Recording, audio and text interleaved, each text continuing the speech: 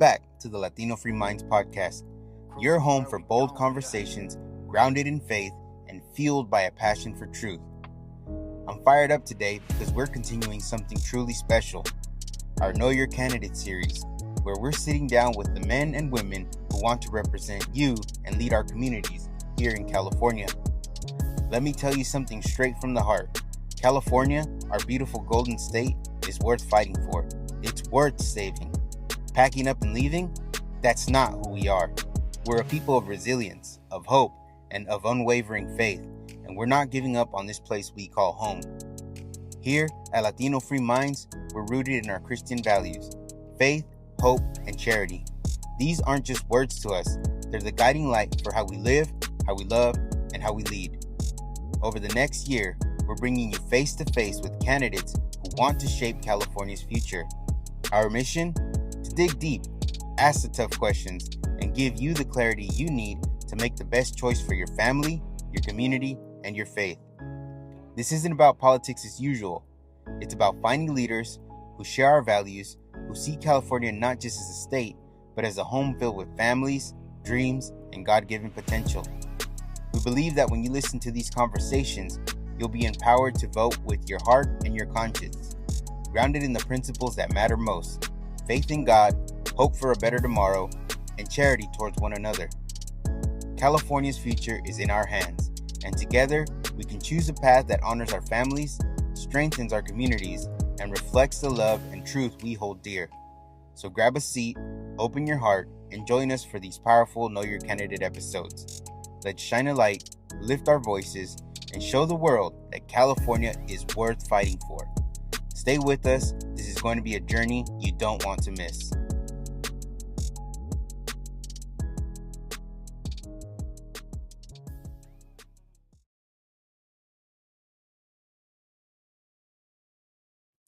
Ladies and gentlemen, welcome to the Latino Free Minds podcast. I am Gio. This is my co-host, Christian. Christian, how you doing?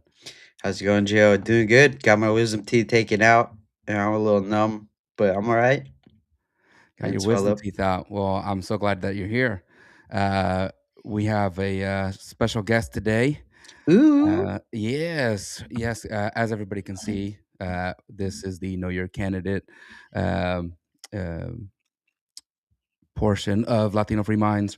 We are coming at you at prime time. Our next guest was born and raised in Glendale, California. He went to college, then built some apps, then built his own company and built software used by millions of people. Now in the Los Angeles area, he is ready to run and really take some action against a lot of things that have been going wrong locally for him. Please welcome our guest, Dick Lucas. Thanks for having me on, gents. Gio, Christian, appreciate it. Christian, do you have that today? You get them taken out? No. Last Friday. I was gonna say, bro, damn, you're a hero. No, I'm good. I'm good. Bro, you should be running. Yeah, no. Awesome. So, Dick, you are running for California State Assembly of the 51st District, right? Yes, sir. That covers Santa Monica, Beverly Hills, West Hollywood, parts of West LA, that kind of area, from the beach inland. Does it hit Reseda? No, I don't think so. I should know that. Cold. I don't think it does. Van Nuys? No. Okay, yes. If it is, let me see, Reseda. I'd hate to say it. Excuse me. Of course it doesn't. No, it does not hit Reseda. Okay. I'm bad, dude, bro. I'm bad with geography, but it does not hit Reseda. Yeah, it's pretty tight. It's like, yeah, Santa Monica, Beverly Hills, West Hollywood. It's kind of skinny. It goes up. It kind of touches the edge of Glendale. Doesn't go into Glendale, and then West LA. But yeah, that's the district. So honestly, my quick shout out right at the beginning is, if you are in this district, if you know anyone in this district, please let them know. If you agree with what I'm saying, please let them know. They're going to listen to you more than they listen to me. So if you like what I'm saying, say, bro, I have this guy just listen to, Dick Lucas. Please tell your friends. If they're in that district, I'm obviously looking for votes. Primary is June 2nd. Ballots go out early May. So I'd really appreciate it. I'm trying to grassroots this thing. We need people to tell people to tell people. So that's my strategy. Let's get out there, Glendale. I want to give Dick Lucas a plug because his Instagram is on fire. He's been on fire for a while. It's at Dick Lucas, no space in between, just at Dick Lucas on Instagram. I think there's a C in there, at Dick C. Lucas. Yeah, there's a C. My middle name, at Dick C. Lucas. At Dick C. Lucas. Yep. And I so before you announced, I was watching your content and very much informing. I loved it. So I want to say thank you. Wait, were you watching in the no gradient date, like before? Because before my videos, no one was listening to my stuff before I announced. I announced, I think, in July. So you probably saw some of my stuff after I announced. I technically officially announced in July. I was listening before you announced. Oh, no way! Like like when I had my no gradient podcast and stuff. I didn't know you had a podcast. Okay, but you saw my stuff on Instagram. Yeah, dude, that's crazy. Yeah, I really liked it, and when you announced, I was like, oh, like that makes sense. Right. People must have been telling you should run, right? Because I get people that message me like, oh, you should run. You should. I don't want to get involved in politics. Yeah, I don't have any dirty laundry. But I love it. You're running to know your candidate. You don't want to get involved in politics. You're in it. Well, it's crazy how far content spreads, and 100%. how people recognize you. And I've seen it happen. I've seen people recognize Daniel and go, I like you, and I'm like, oh, what the well, heck? you guys have been putting videos out that go viral. So it's awesome. So I respect what you guys are doing. And yeah, it's awesome. We're in it together. Yeah.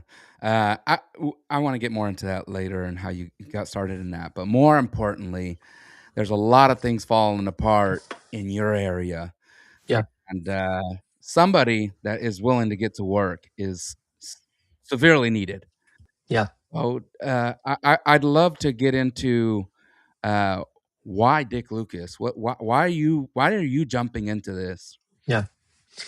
Well, I started doing, so I had a podcast, which I appreciate that you were watching my stuff before I launched. I had a podcast and I would post stuff, no one listened to it. It got barely, any views, but it was good practice putting all this stuff out there. I'd talk to myself for hours on end, talking about tech, politics, optimism, stuff like that.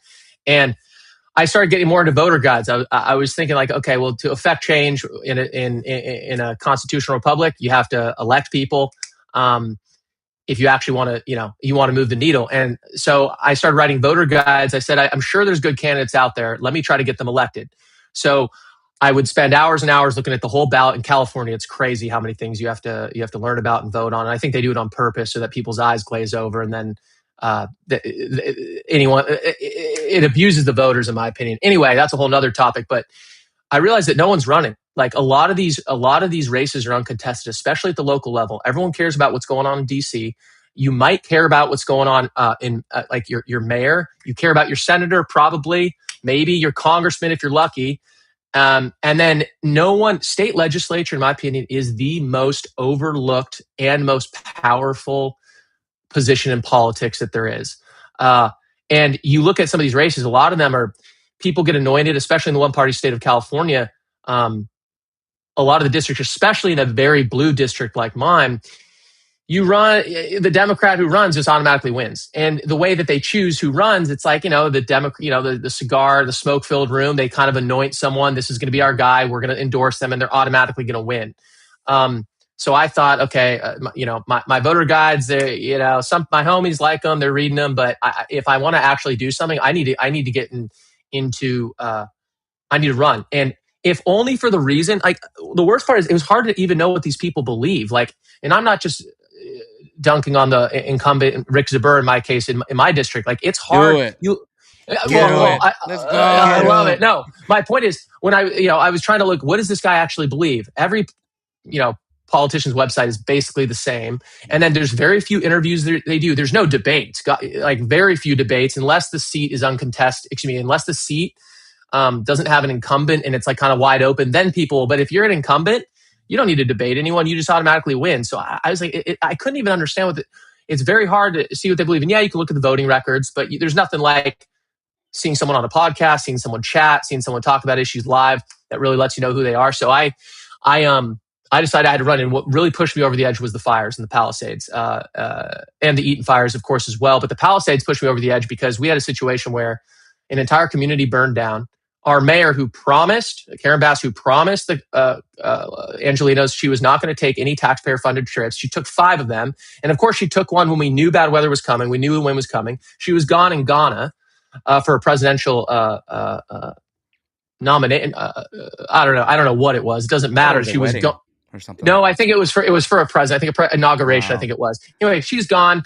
They didn't pre-deploy. The reservoir was dry, and that, of course, the LA DWP person just left. I think she's going to Puerto Rico. She's making $750K a year. There was all these problems that the city could have done a lot more, and basically you couldn't talk about it. Like everyone was like, "Don't people in my network, people, don't politicize it." Like, don't politicize it. She just burned down the Palisades. He bamboozled us. Yeah, exactly. So that finally pushed me over. I said, I just got to run, if only to get the weight off my back that I need to do something. And in fact, I'm a little disheartened. Like, we have 3 of the most famous cities in the world. We got Beverly Hills, we got West Hollywood, and we got Santa Monica. You're telling me we don't have 100 of some of the finest Americans in the country that are tripping over themselves to represent this amazing district? It blows my mind. Like, we need people. That's why I tell you to run. I'm Christian, you should run. There's 500,000 elected offices in California, in the United States.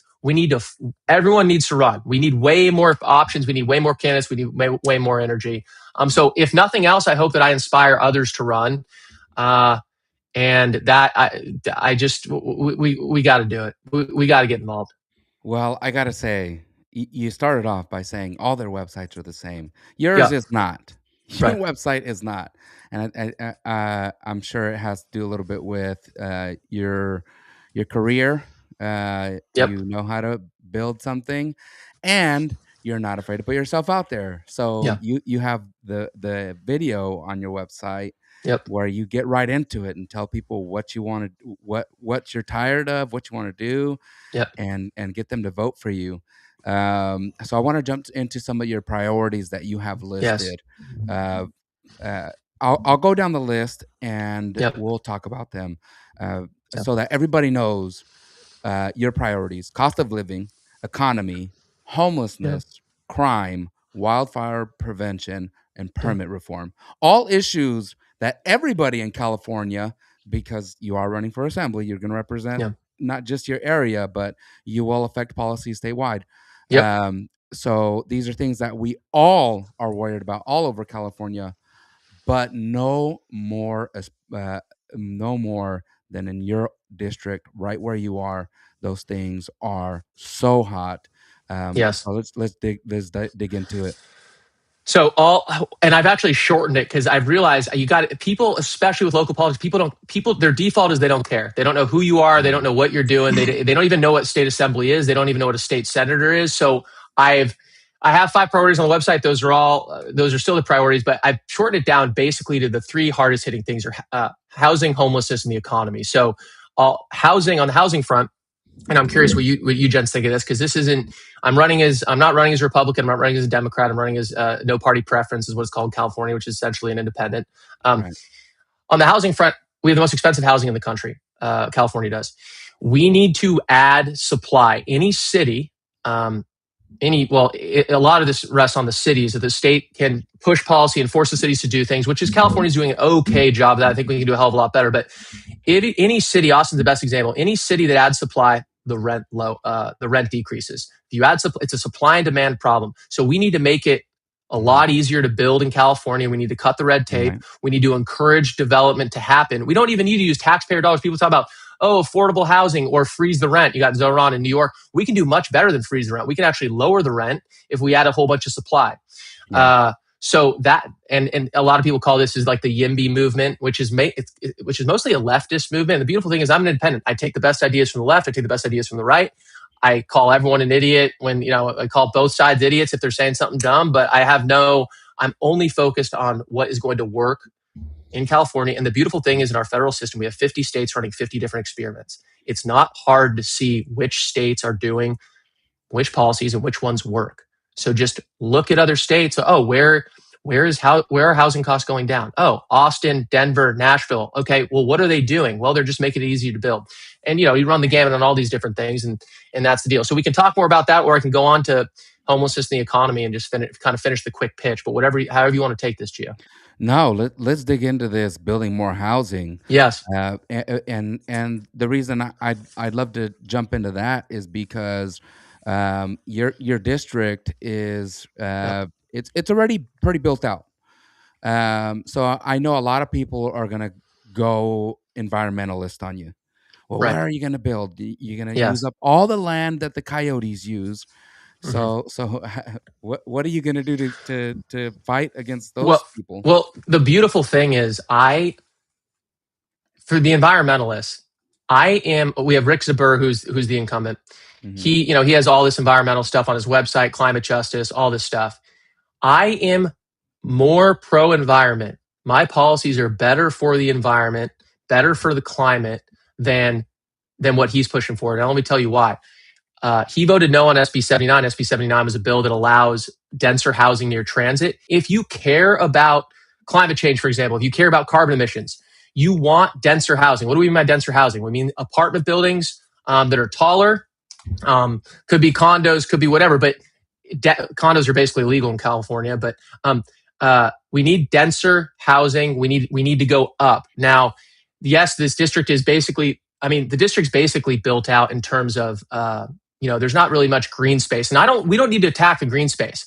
But if you want to help the environment, putting people close together is the most energy efficient, especially near transit stops. If you want people to get off the road, carbon emissions coming out of cars. This isn't a focus for me. Climate change is absolutely not a focus for me, but my policies are absolutely better for the environment on this front. So we just need to if we put more people near transit, maybe they'll use it. And by the way, we can build up. If you look around, it's sprawl. And by the way, I walk around at 6 p.m. on a Friday. Santa Monica is dead. There are a few spots, but there could be, I mean it when I say there could be 5x the number of people. And listen, we don't need to be in New York City, but you look around, all the buildings, the highest buildings are basically there's a lot of, where I live, there's a lot of 4-story apartments. We can go higher. We can go more. We can massively lower the cost. Cities that do this, the housing costs lower. And I want many people to live a lot of people have elitist views. Oh, single family. Oh, I don't want to make it easy to build. There's going to be more traffic, all this stuff. Well, I want as many people as possible to be able to enjoy the beautiful city that is Santa Monica, West Hollywood, Beverly Hills. Well, Beverly Hills is a tough nut to crack because, obviously they're not down for denser. They're fighting it at every corner. But that's the deal. We can build up, we can build more. And you talk about, people say, oh, the vacancy rates are at, I forget what off the top of my head, maybe they're like at 4% or something. They're like, oh, there's vacancies. Why are we building? We don't need to build more. Well, 4% is actually a low vacancy rate. That's not very much supply. And a lot of this is we need to make it cheaper to build. We need to cut permitting times because developers are not going to build if they're not going to make money. Right. And we need to make it as easy as possible for them to build so we can lower the cost of housing. That's the deal. This is what the data shows. This is what, this is the policy that works. Well, look, I just want to make sure that the Delta smelt is going to be all right. All right. We got to make sure that our little fishy friends are all right before we start worrying about housing. Right. So yeah, Dick, can you explain to me what the whole permit issue is? I remember having this conversation with Gio a while back, the kind, I think you've heard this kind of battle before, but we were talking about the gas going up, and I remember kind of telling him like, you gotta think about inflation. You got to think about, we do make more money here in California. But he cleared it up to me and said, no, we're doing this to ourselves. Yeah. We're it's expensive because we do it to ourselves. Are we making it hard on ourselves to get these permits to build vertically? Yeah. So listen, and a lot of this is, you can't just blame Sacramento for all this stuff. And I think I know exactly. Well, the thing is, I know, blame him for the clip, but the thing is, and I think this is actually the one thing. I was on another podcast, and they asked me, I was like, I try not to be a Newsom hater. I try not to be a hater of any politician, because as soon as you're a hater, people won't. If people that like Newsom, you can't convince them. So I really try to be, okay, here's good things they do, here's bad things they do. And then they asked me, and I fumbled the question. They're like, well, what's one good thing what do you support that he's doing? And I literally said, I couldn't think of it. But now I'm prepared. I think he's done a solid job on the housing stuff. I think he's putting and the smell. Exactly. And trust me, he's got a whole bunch. Yeah. But I thought you were going to say, well, he combs his hair nice. Come on. Yeah. The thing is, so permits. You talk to anyone building in. I follow a lot of the real estate guys on X, and a lot of them, what they're saying. I mean, they are constantly talking about how hard it is to do anything. You add an ADU, you got to get approval. You got inspectors to come, and a lot of this, again, this is on the city. You get an inspector. It depends on what inspector comes that day. If the inspector's in a bad mood, if they just want to screw you, they'll do it. It's inconsistent. It's unclear. It's not fast. And then you have building and safety, which is a whole nother thing, where I was talking to a West Hollywood business owner. And he said he had to pay $80,000 because the toilet handle was on the wrong side. He had to reinstall the whole thing, 80 grand. And it's like, this is the stuff that, again, a lot of this is on the city, but I know that there's more we can do at the state level to force cities to do this. In fact, Huntington Beach is in a lawsuit with the state of California because they're not adding more housing. So the state is starting to litigate some of this stuff, but it's going to take, Los Angeles is ready to fight SB 79 because that's a state level legislation, but there's so much the cities can do to stop housing. What I'm trying to do is I'm trying to convince people, like, you need, because even though I'm running for state legislature, I still want people to understand that the way to lower the cost is not rent control. It's not with affordable housing. It's not with the government getting involved. It's literally just make it easier to build. And let's lower the cost. And the other way, I come at this from the left because it's better for the environment to have denser housing near transit. I come at it from the right too, which is property rights. If you own land, you should be able to do what you want with it. Now, do I think you could put like a slaughterhouse in the middle of Santa Monica? No. But I do think that we've gone way too far. I think the founding fathers are basically, if you have to, the fact that you have to get someone's permission on what you're going to do with your bathroom in your own home, like you have to talk. I think George Washington is literally like, what happened to our experiment? George Washington is saying, how did we get HOAs? Yeah. Well, actually, HOAs, at least in HOAs, like, okay, you're knowingly joining an HOA. That's a little different. Right, yes, you're joining. But when you're signing up and you pay the dues, whatever. When you're just part of a city, you're like, okay, I want to blow out this wallet. It's like, the fact that you have to get someone's permission to do that is crazy to me. And I will say this, I'll push back on a lot of the Republicans. Steve Hilton, I know, Gio, we were riffing on him a little bit on the email. He is Gio's boy. Yeah, he was very much pushing the single. He's very much, and I like Steve. I think I like him more than you, but he's pushing, a lot of the Republicans push the single family zoning dream. They're like, we need more single. That's the California dream, yada, yada, yada. And yes, I think, should we add more single family homes? Absolutely. Yeah. But that's not the easiest or the cheapest or the fastest way to do this. Like, that's not going to get, and I think a lot of people want to live in walkable cities. They want to walk around. They want stuff to do. They want to be able to walk to a CVS. They want to take their kids to a nice restaurant around the corner. Like, a lot of people like that. And I think it's an excellent vision to have for our communities. It's a fantastic point, because when you think about where I live in Fresno County. Right on. We're not huge on sky rises. They don't do well here, but right. In Los Angeles, it's a very different story. Yes, pretty much all over Los Angeles County, you have the high rises going up in certain areas, and to me it improves the look of the area. I don't drive through East LA the way I used to when I was a kid. When I was a kid, I used to look around like, man, this place looks ghetto. But now it's like, wow, this is better than like West LA. It looks nice here. Right. So to do that in the city, it beautifies it. To me, I think it raises value when you do that. And like you said, supply and demand. If you have more apartments available, you have more things to rent.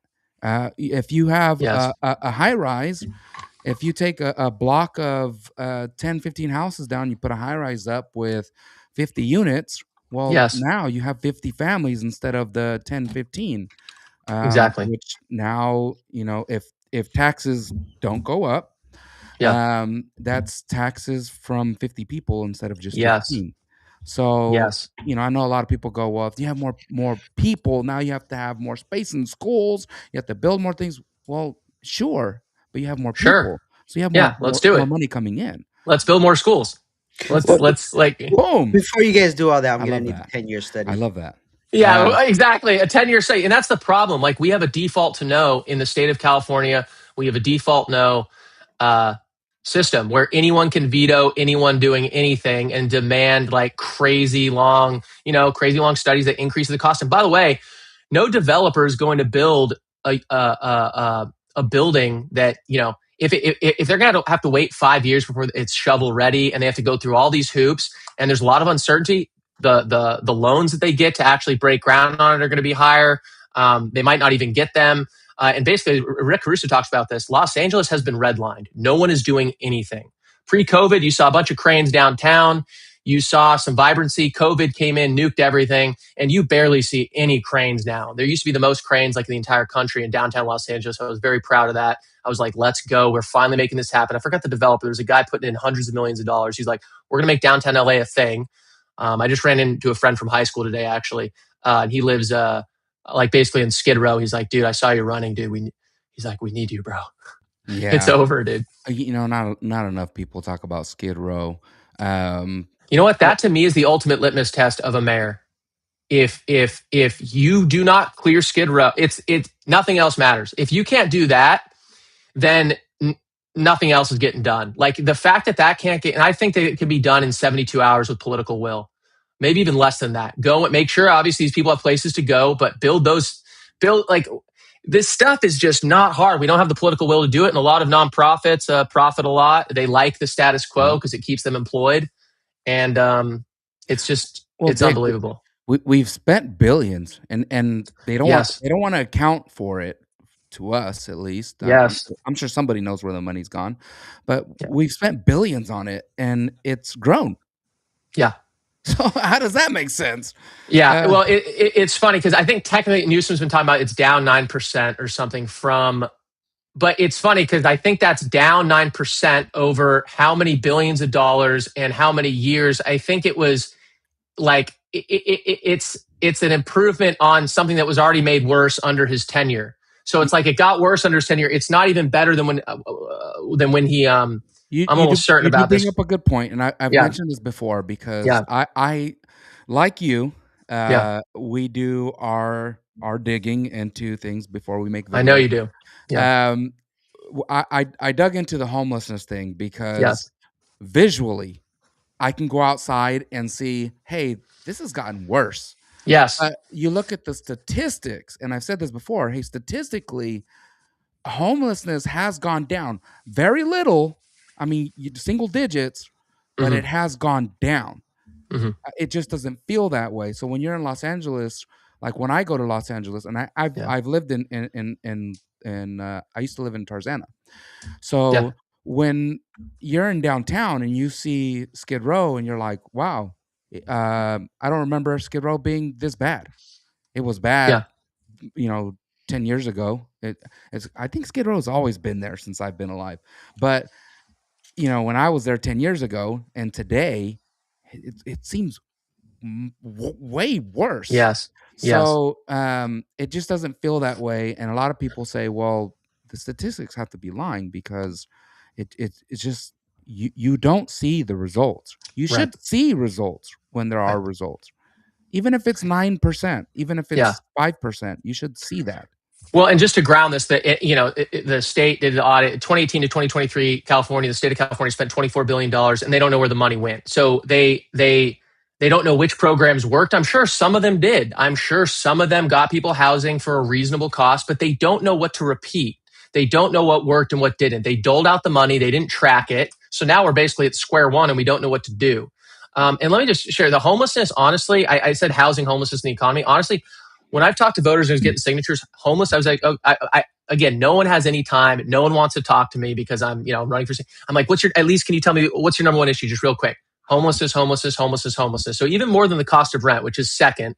Homelessness. I have a friend lives in Venice. He has gotten to the point. He's gone vigilante on it. He's Batman at this point because he got his own wife's bike was stolen. No, dude, bro, I'm serious. His wife's bike was stolen. He got it back. And he's respectful. He's not trying to start anything. He's just trying to get his property back. He drove around. He saw it. He's like, wow, that's your bike. They spray painted it. He knew it was there. He knew it was his wife's. And then he just got someone else's bike. A 16-year-old girl got her electric bike stolen. Oh. He helped her get that. And by the way, what's crazy, Gio and Christian, is that he saw a homeless person with the electric bike. He's like, that was stolen. He checks later online and he sees someone reference the bike. And they're just like, oh, my bike got stolen. He calls the guy up. By the way, they call the cops. He calls the dad up. The dad comes.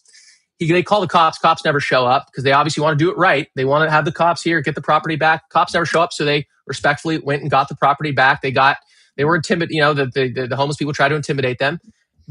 People have had enough. And then you have you have nonprofits like St. Joseph's operating there. And they don't realize they put these homeless services right in the most expensive real estate with where all the tourists go basically in the country. And you're talking about Venice. You're putting right on rows. You're putting homeless service. Listen, we need to put these services somewhere, but we need to have, and no one wants it next to their house. Of course, I get that, but you're going to put it on the most expensive street where there's people paying $50K in rent and businesses are closing left and right, and they're reopening they're flipping all the time. And it's like the people have had it. They're done with and by the way, a lot of these homeless people, yes, drug addicts, mental issues. And yes, do we need to provide housing for them? Absolutely. We need to provide services for them. A lot of them are not pleasant people. They're pissing, they're masturbating, they're shitting, they're doing all these things, and they're not making it good, not nice for the community. Like it'd be one thing if you're down on your luck, you're living, you keep to yourself. I get you. Okay. But then you have these homeless service providers that are coming. If you have enough encampments set up on the sidewalk, they'll come and give you food. They'll come and, some will give you needles and stuff. It's like, this is not the way to solve this. And by the way, it's also not respecting the dignity of the human that you're talking about. You need to get them actual help. You don't just give them a Snickers bar and say, keep doing your drugs, keep living on the street. Here, this is our help. No, the real help is the hard work of forced treatment. Yeah. No, I agree with you, man. I appreciate you calling it out and saying the things that they're doing, because a lot of people are afraid to say it. And I feel like it's we call it a homelessness crisis, and now they want to change it to unhoused crisis. Experiencing houselessness. Yeah. But the reality is, or so much of the reality is, I don't have the statistics of this. I don't know if they even exist, but so many of them are dealing with drug addiction. So many of them are dealing with mental issues, which, I would expect. I would probably guess that those issues started before the homelessness did. So to me, I think the drug addiction probably led to them losing their dwellings, right? Or the mental issues led down that path. Well, then in California, we don't require sobriety to get public housing.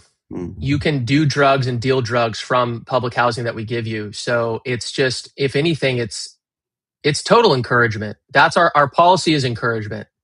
And that's what I think. We have some questions on the Instagram side, and they don't show on our in our chat here. And I want to bring it up because I don't want them to feel like we're not giving them any attention. Awesome. These comments came from the same person. Sweet. They said, "What, a 15-minute city? Really? Ever heard of earthquakes? You are." I'm not going to read that one. Yeah. Is there a point just that? Well, we can riff on that. Is there a point just that if we have a lot of people in one area and there's an earthquake, it's really bad? Probably. Okay, well, I mean, retrofit technology. Let's build earthquake. I mean, the buildings built today are a hell of a lot better than they were built, than 50 years ago. Like, let's make sure our buildings are up to code, and we can't just not. There's always a risk of everything. There's also a risk of not doing anything, which is what we're doing now. There's from the same person, and I think this is where the confusion comes in. What about the farmers and the food they need to feed half the U.S.? So it's important to realize that Dick Lucas is not running for somebody for assembly in Fresno. He's running for assembly in Los Angeles County. It's very different. So we're not building sky rises in Visalia, California, or Merced, California. Well, we should. These are in Los Angeles, where there's already sky rises. And we're not talking about New York City sky rises. We're just talking about apartment buildings. Might be 20 stories high. Might be only 10 stories high or 5. But it's. I understand Dick's point, and I used the example earlier. You have a block of 15 homes, which in Los Angeles you can find blocks where homes are pretty run down, and the humane thing to do is to buy them out. Those people can move to better places, and you build up, which is profitable. You build up on that block. If you build up 5 stories, 10 apartments on each one, that's 50 apartments. Yes. It makes sense in Los Angeles. And also, this is a market. Like, let the market decide. If a farmer wants to sell some of their, I mean, this is an extreme example. Like, no one's just going to build a bunch of high rise in the middle of farmland. But and I'm not coming for the farmland. I believe in property rights. If a farmer owns the land, they own the land. I don't think that, I'm not talking about coming in there and seizing it. Absolutely not. I believe property rights are fundamental, absolutely fundamental to a functioning civilization. So I think, but my counter to that is if the farmer wants to sell their land and someone wants to buy the land and someone wants to build on it, I think they should be allowed to do what they want on the land, within some reason. My point is, we've gone way too far in the direction of everything's illegal, default illegal. You can't do anything. You need to prove over a 10-year study why this building is not going to do any number of things. It's not going to lead to, more traffic, more, there's not enough sewage, whatever, not enough water, blah, blah, blah, blah, blah. But it's like, my answer to all those is just, okay, let's build more schools. Let's make our water infrastructure better. Let's make our sewage infrastructure better. Like, we just need to build. Like, we need to build. And we can, all these problems are solvable. No, I totally understand your point, and it's I think for a lot of people, because we have audience, we have audience all over the U.S., but specifically here in California, I think a lot of our audience doesn't realize that you are in Los Angeles, and if you lived in Los Angeles, a lot of these areas are older. Some of them are kind of run down. You have areas where you have strip malls where half of the businesses are just empty, or half of the available spaces are empty. So all the hometown buffets you should be able to do something with that. You can take out a strip mall, which takes out half a block, and put a small maybe a 4 or 5 story building. You can make the first level retail, and above it, it happens in Burbank, it happens in Glendale, and it doesn't happen as much in Dick's area. So these are things that already exist, and they're not ideas that are crazy, right, Dick? Totally. So I mean, I walked my whole district. I went to an SB 79, like a passing event. Like, everyone was fired up and stoked on it. I walked my entire district. I walked from here to West Hollywood, and I was just handing out business cards on the, like, yo, I'm running for office. I talked to probably 20 people. This was on I forget which day it was, honestly, but it was a weekend, Saturday or Sunday. The amount of the amount of people I ran into walking like that 8 miles, I'm not kidding. It was probably 25 people, like, on the sidewalk. Like, wow. Like, barely. I'm telling you, this is a ghost town. Like, it is a ghost town. I'm not saying we need to be New York City level, but we need to if we want businesses to be here, it needs to be vibrant. We need to have energy. We need to have humans, and that's the other thing. We could build all the housing in the world, but if people don't want to live here, because there's homelessness issues or the economy is not providing the jobs they want, it's not going to happen. So we need to do, it's all the above approach. But it's crazy, dude. I walk around and I'm just like, I'm just begging for humanity. Well, if we go back, if we go back to let's get into economy. Sweet. Christian, you want to say your point before we go to economy? No, yeah, I was just going to go ahead and mention that, if we go back to the homelessness, they just don't, it doesn't, a lot of these, places, they don't get the proper business. Nobody wants to come in. I was in San Jose the other day, not even the other day, it was like 3 years ago. And it was just a boba spot, on one of these, like Gio mentioned, a strip mall where a couple buildings are empty. And I went in, got a boba, and outside, man, there's just a zombie of a guy just losing his mind. And I, told the lady, "Is that guy always there?" Like, she's alone inside. Yeah, that's I'm scary. scared for her. And it's this little Asian lady, and she said that he's out there every day. Who wants to come inside? Kids aren't gonna come inside because they got to step over a homeless guy. And again, there's people that are feeding this guy. So it gives him the incentive to not leave. They already recognize this guy. He's got a Facebook page and all that. So, the public takes care. I mean, we saw it with the Nickelodeon guy, right? I saw that. Yeah. People were recognizing him and they're like, "Oh man, that's, that guy's from my childhood," and they were giving him money and that guy was having a blast, right? And that's not what he needed. He needed help. They were just fueling his ambitions, and he's not in the state of mind. But yeah, I think a lot of these businesses are suffering from, that homelessness where, it kind of deters you away from being out on the street. 100%. And also it's demoralizing. When you walk around, I mean, it's just the other day, it's starting to, I don't know if I'm more aware of it or it's starting to increase or both, but just the other day I had some friends, a couple, one of them's pregnant actually. They were coming over and she was walking with her husband just a couple blocks, and we're in a relatively nice area.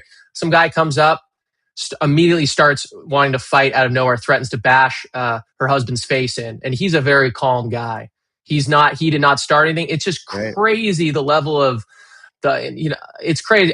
Dude, every other day, like there's just some crazy thing going on. And listen, when you walk around Santa Monica, when you walk around on your average day, it's beautiful. The trees, the weather, it's like it's nice. It is really nice, but it's still demoralizing. You see it enough that you live in the community. It's like, why do I even have to deal with this? Like even once a week, it's like it happens, especially early in the morning. You walk around, they're everywhere. So it is demoralizing. And I think it's like you feel Western civilization crumbling under itself because we have suicidal empathy and we don't actually want to solve the problem. So we got to do something.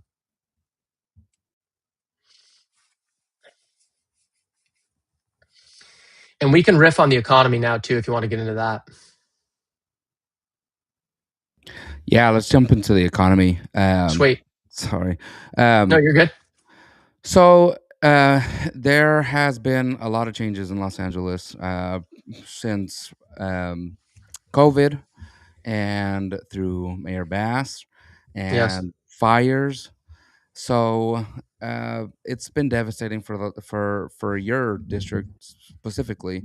So where do we start to rebuild the economy there? Well, so Palisades specifically, I'm more familiar with. It's just outside my district. It borders the district, but it's crazy because you have there's an open Senate race. Ben Allen currently has it filled. He's running for insurance commissioner, so a bunch of people running, and no one's talking about the fact that how much government negligence there was. It's like no one can be honest about what the issues are because it's all Democrats running for that seat. There might be some Republicans. They're not going to win. They're not getting any airtime. And all the Dems are in bed with each other, and no one's going to call out Bass. No one's going to call out Newsom. And it's like, guys, like an entire community burned down. It's the equivalent of me.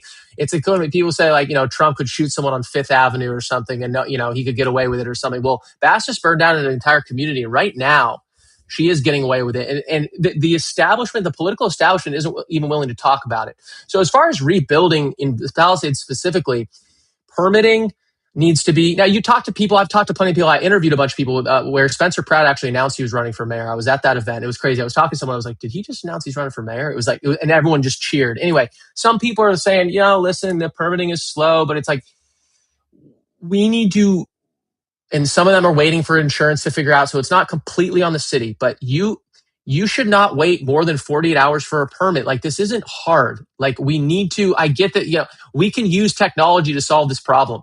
So the main thing is just getting people back in that community. Like, first, before even we talk about the economy and stuff, and providing jobs, and that's all, that's all part of it. We need to allow rebuilding. And they did a pretty good job cleaning up. I will say, you go there, it's basically a ghost town. And a lot of the plots are cleaned up. I give credit for that. But there should be the fact that there's not construction happening on every single plot is a policy failure. Like, make it fast. Like, be there in the people. Like, how many permits did we get done today? How many permits did we get done? Put up a scoreboard. Like, make it like I think Shapiro and I forgot, some Democrat governor or mayor made like a whole thing when some bridge fell, and they're like, we're going to solve this in 20 days. And they the whole community got together. They had they were live tracking everything. The community came together. Like, we had a beautiful opportunity to do that here. And I was ready. I was not early on the Bass should resign train. I was like, she completely messed up. Let's put this on her. But I don't say resign lightly. But now the fact that she tried to cover it up, the fact that she's slow, she's not making this a number one priority. It's absolutely blowing my mind. So, but as far as the economy in general, so my view is I'm extremely pro business. I'm pro small business. I'm pro medium-sized business. I'm pro big business. I think that I believe in free and fair markets. I don't think that we need to have monopolies.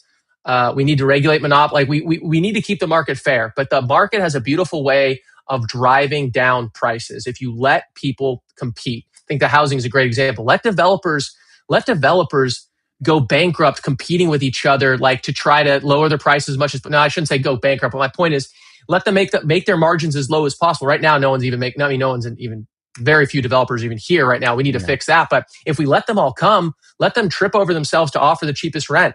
And in general, we have the highest gas costs in California in the country. We have the second highest electricity costs, and electricity is a major input for manufacturing or major industry. And by the way, a lot of things are illegal in California. Like there's a lot of chemical processing, some metals processing stuff. Like, there's a lot of stuff that we just cannot do here.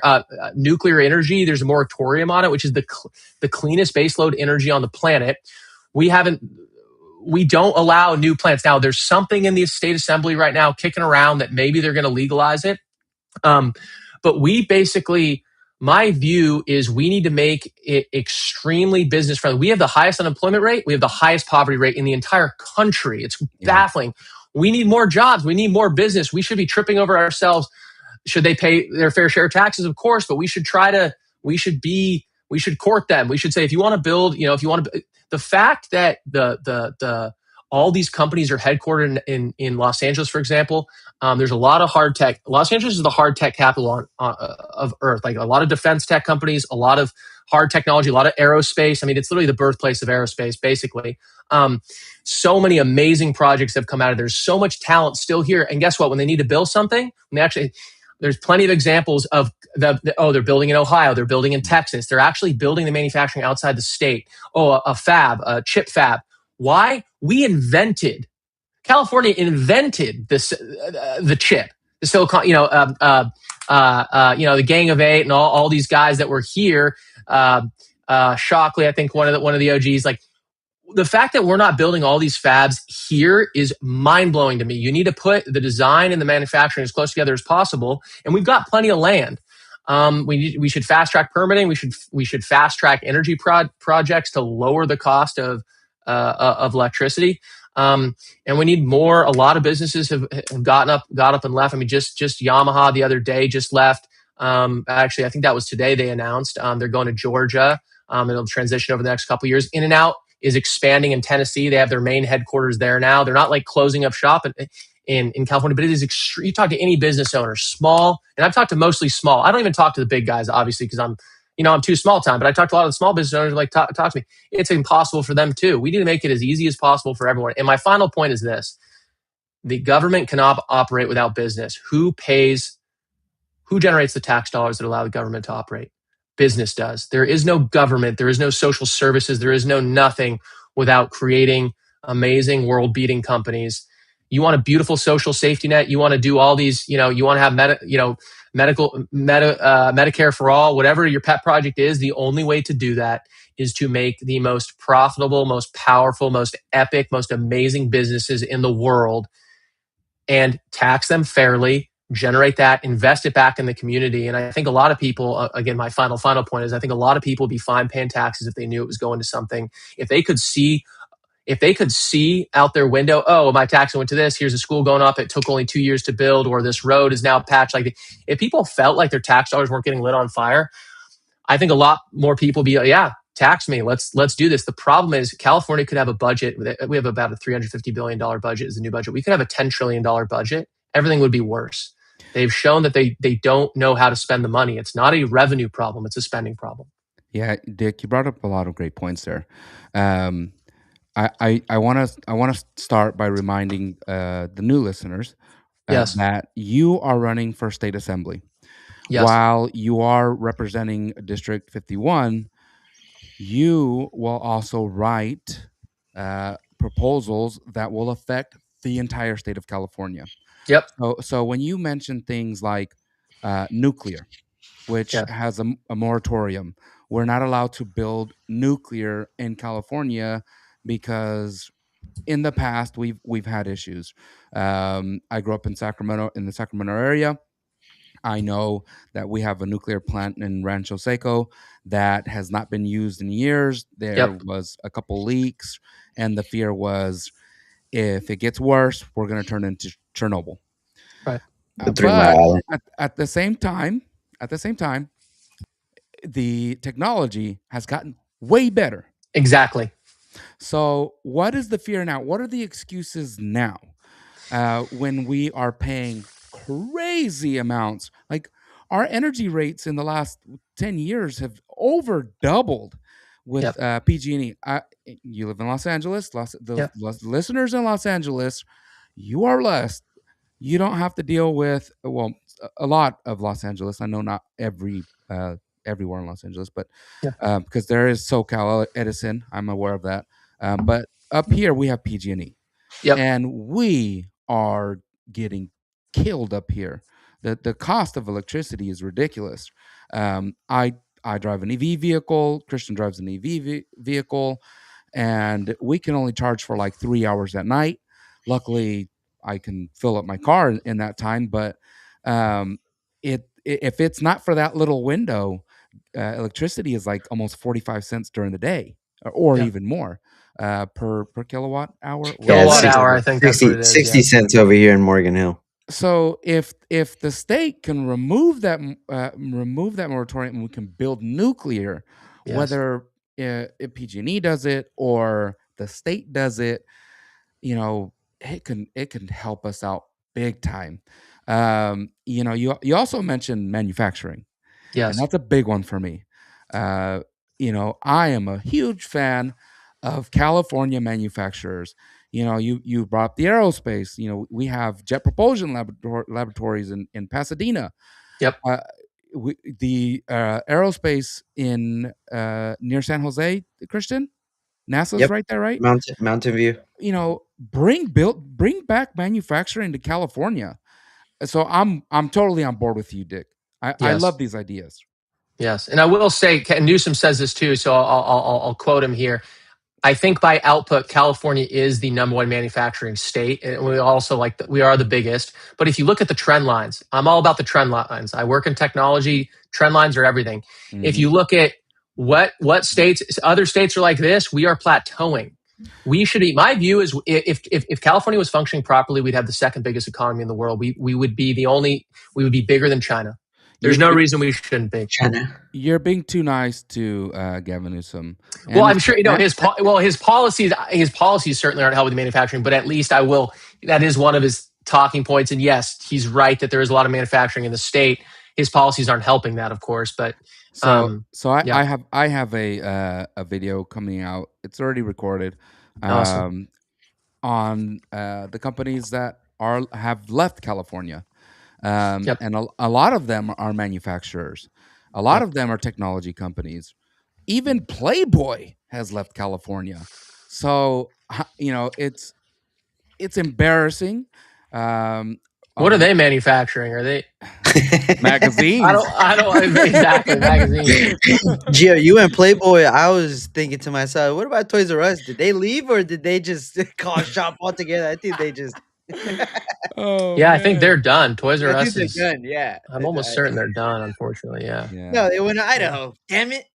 We lost Toys R Us to Idaho. Yeah, dude, we lost In-N-Out is Yeah, California. What is Yeah, more dude. In-N-Out? I I know. mean, what is more California than In-N-Out? And I it's Yeah. gone hate to Tennessee. Whataburger, dude. I hate hearing how people compare to Whataburger, dude. You know what? Yeah. If Fuck that. Whataburger moves there, it's Whataburger. If Whataburger moves to Whataburger, dude. I'm in California, Philly. I will gladly have you can put my face on the cup. That would No, be, and that's an incredible campaign, Joe. Like that would be hilarious if Newsom would, if he did stuff like that. He's obviously loud on social media. It's super annoying these days. But like, if he was like trolling Texas more, like, "Yo, Whataburger, we want you," and obviously Whataburger would be like, would dunk on him and be like, "Yo, no, we're a Texan company, we're not going anywhere." But it's like it would still be fun. Like it's like let's compete for businesses. Let's make it fun. Let's like, yeah, I'll yeah. trade you. it seems like we're not I'll right. trade you SpaceX Valero for Whataburger. How's that sound? Facebook, Well, dude, SpaceX gone, Tesla Facebook, gone. Well, Facebook. SpaceX still has a main. They still have a. I think their design. They have a lot still in California, but yeah, Starbase. I mean, they have a lot. They're investing way more in Texas now. I think Um, I think Elon so announced that he's committing to leaving, including the Fremont Tesla factory. That's crazy. I I pass don't. by that thing every Yeah, day. I don't. It's just so big and they invested so much that I don't know. But I I thought haven't. the same thing. Like, how can you Yeah, just how could you just up and leave a manufacturing facility? yeah, Dude, I mean, let obviously he's gonna Toyota move the pull up. equipment, but that just seems like nuts to me. yeah, But yeah. I guess policy, unless whoever the new governor is can work with everybody in Sacramento and turn some things Well, around. let me ask you this. I don't know how much more time you have, but I'm just curious. Like, what do you guys think of Matt Mahan? I'll give my quick 10 seconds. A Republican's not going to win.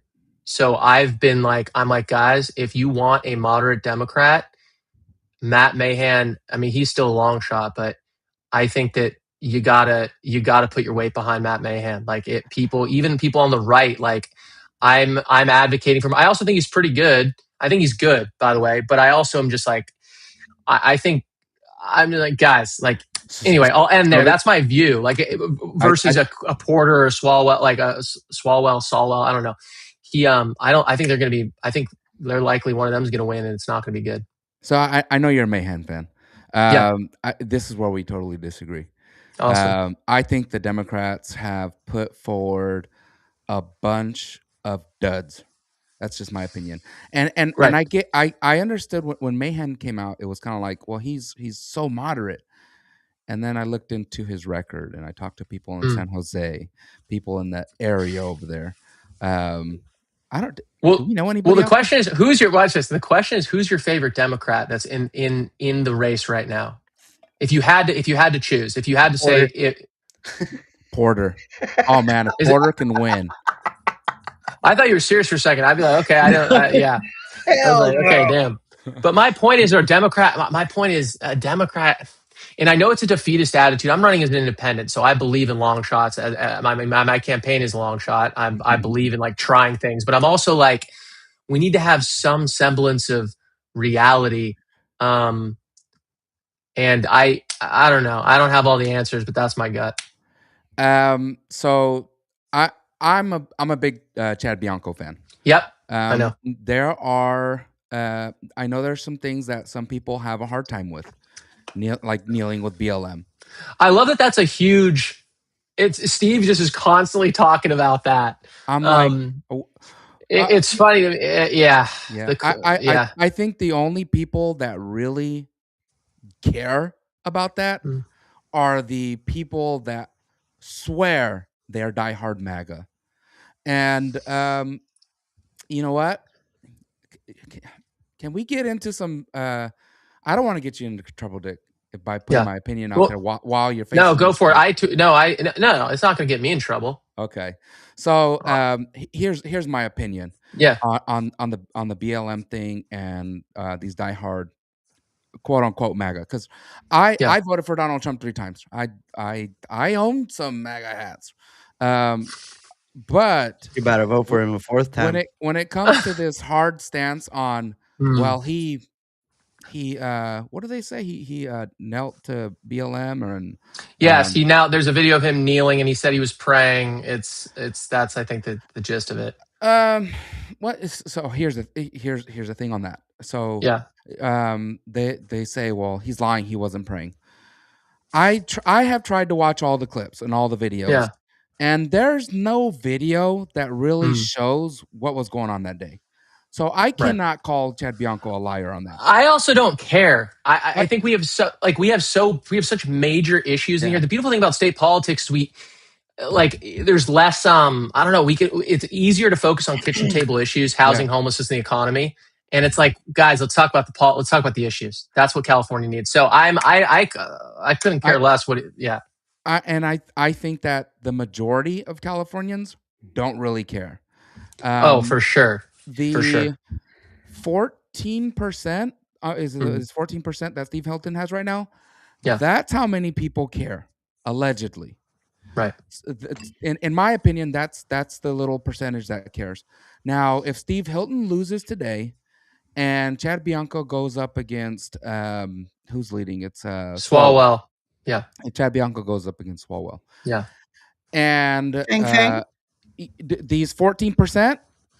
I guarantee you 99% of those 14% of people that swore it was a big issue for them, it will no longer be a big issue for them.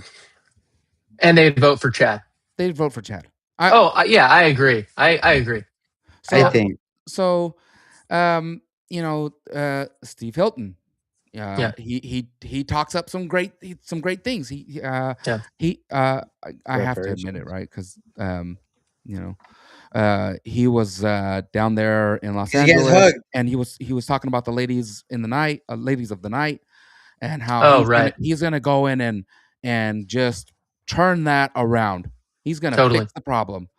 Totally. And I just think to myself, well, do you really think that law enforcement doesn't want to fix that issue also?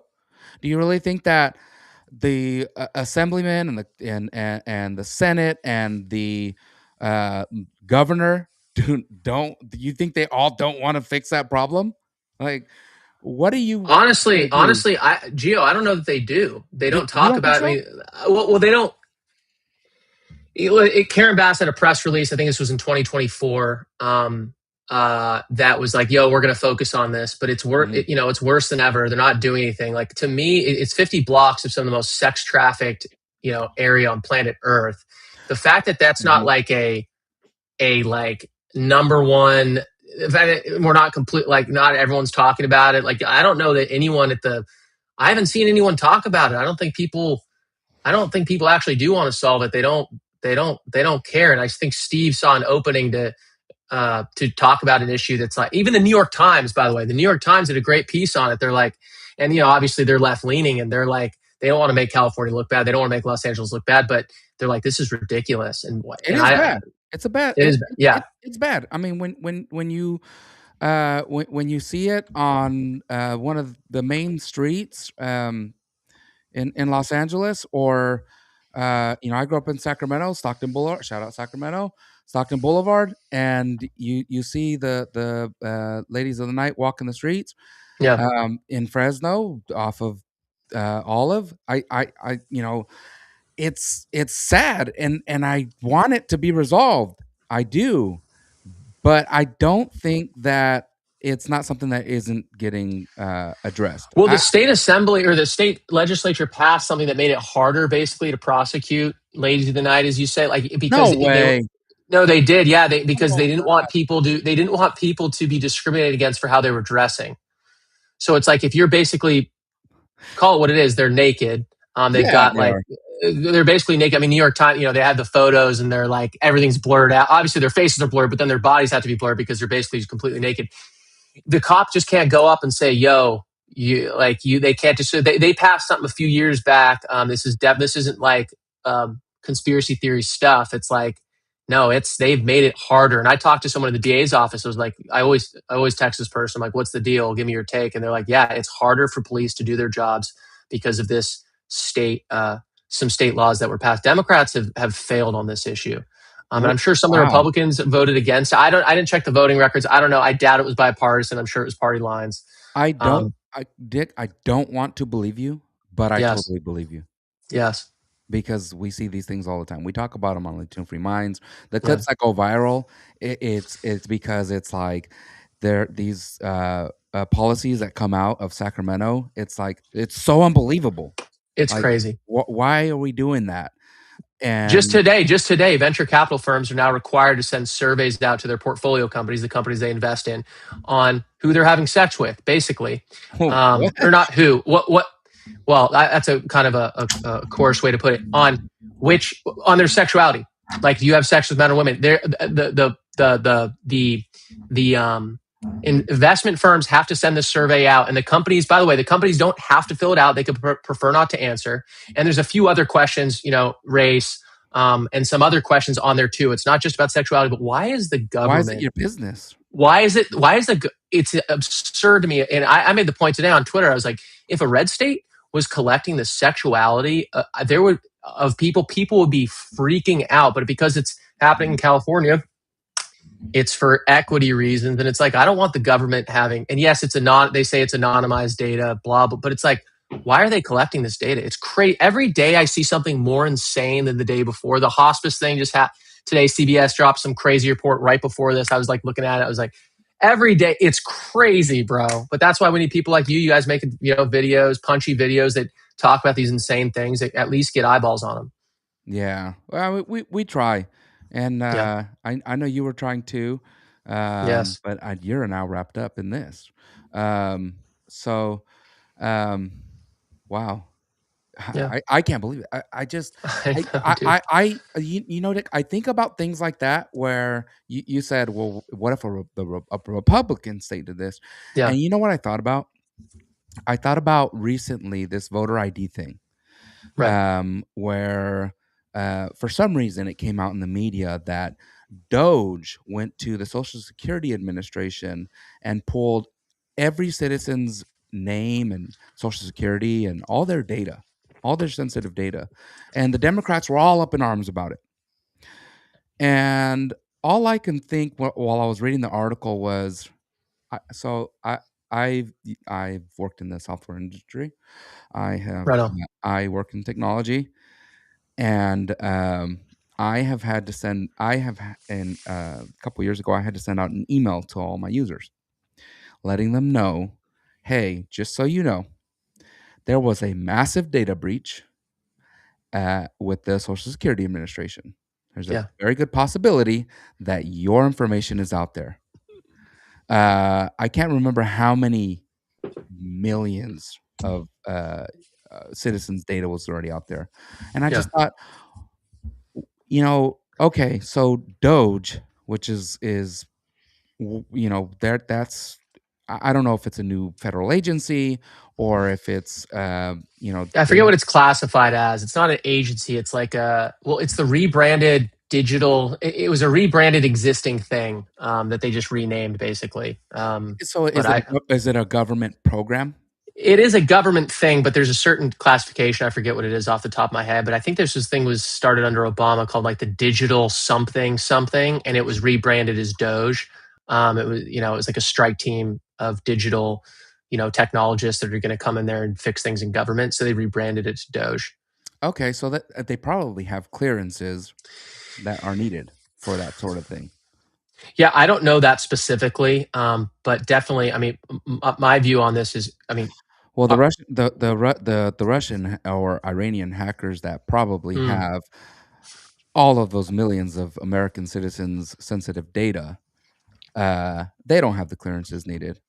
But those Democrats don't seem to be talking about that. It's just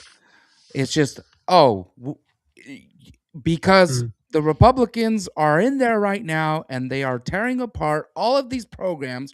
Well, Yeah. actually, we want to find fraud. I don't really see Yeah. how anybody is upset that we are about to find out where our tax dollars are being spent. Yes. I have been on the Democrat side. I have been independent, and I am currently Republican. I tend to go where the policy best fits me. Um, and when I was 18 and I felt like, yeah, we should invest in all of these social programs, I Yeah. was absolutely a Democrat. And when I started to make a little bit more money and I realized, hey, I have never qualified for welfare, even when I was dirt broke. Um, Maybe I need to stop uh, being part of this party, and I went independent. Yeah. And then I got so tired of a lot of things that I decided one day, like, you know what? I'm just gonna be Republican. I don't want to pay taxes. Yeah. You know Fuck what? the Screw smell. it. The smell. Fuck the I love it. smell. I You grew know up what? and said, "Fuck the smell." I woke up one day and said, I don't want to pay taxes. I'm now the hat stays on, and now I'm a Republican. That's what happened. I sewed on a MAGA hat, and Well, you said multiple. You have a collection. I do, Mhm. I No. do have white, black, red. Right. I don't wear them. I don't wear them. I bought Right. them like to have them one day in the Yes. future when things For calm the down. revolution. When things calm down and people are like, "Man, do you remember when you know how people talk about Ronald Reagan?" Hmm. And then I'll pull out my MAGA hat and be like, Wait. "Yeah." Yeah. You think he's gonna be remembered like Reagan? I don't remember Reagan. I'm not that old. Oh no. I'm saying, do you think he's gonna be remembered like Reagan is? I think you will. I think you will. Really? I think I people don't. will I don't forget think so. certain things. Uh, Yeah. Look, Reagan did some bad things too. Yeah. I mean, the deficit was exploded under him. But Yeah. It was we don't talk about things like that. We don't. right. Even here in California, he took away our